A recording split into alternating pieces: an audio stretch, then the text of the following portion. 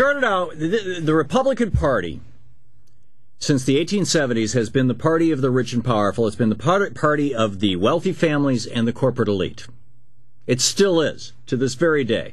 It's the reason why all the Republicans are saying, health care? We don't need no stinking health care. That's for average people. We got our limousines and our private jets. We don't need no stinking health care. It's why the Republicans are saying, regulate banks? We don't want to regulate banks. We're the bankers. And on it goes.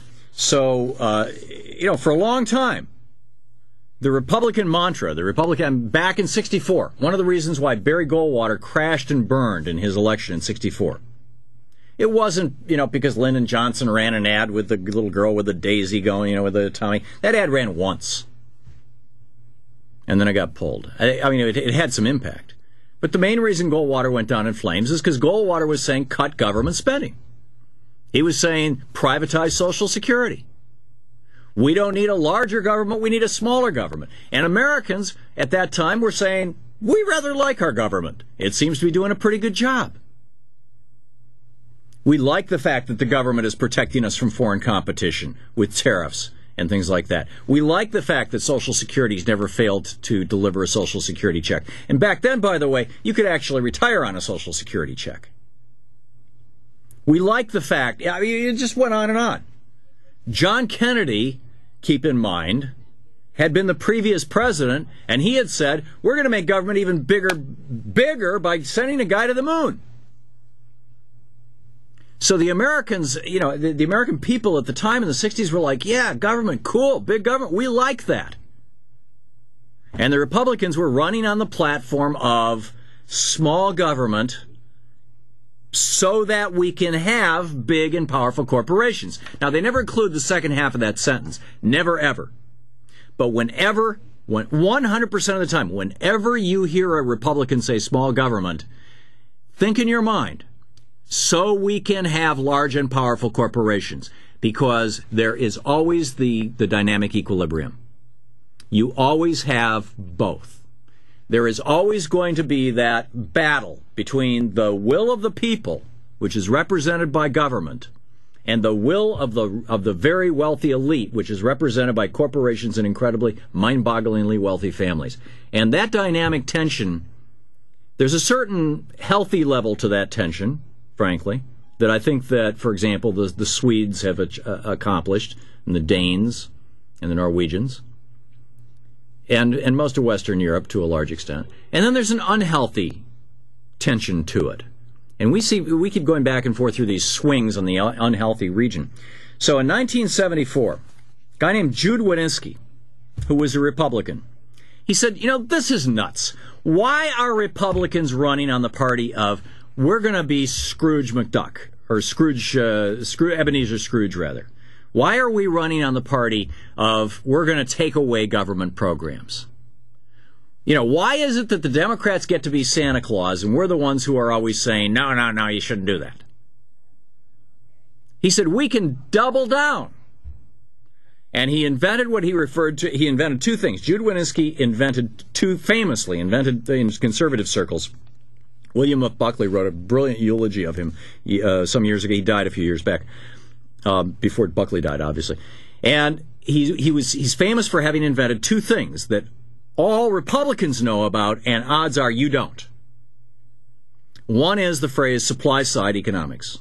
Jude Wanniski invented this in 1974. Made it up out of thin air.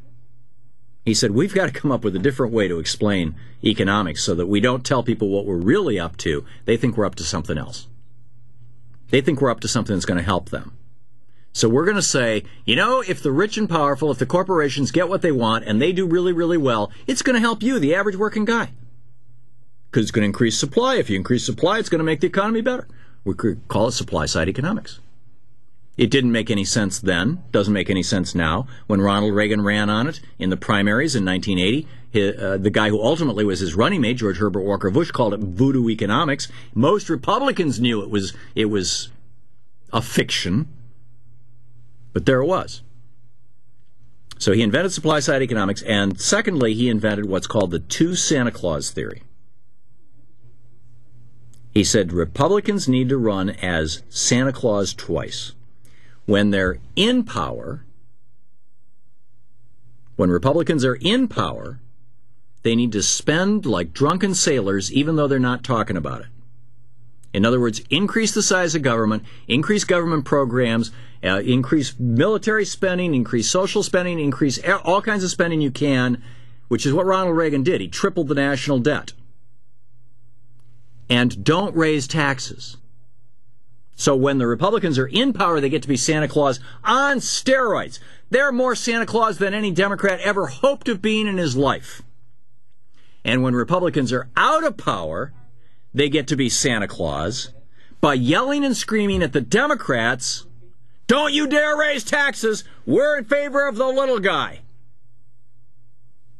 And how dare you increase government spending?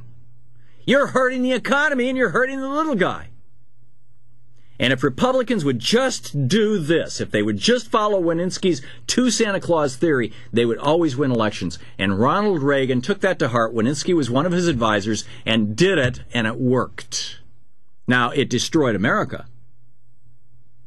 Our economy is in the tank.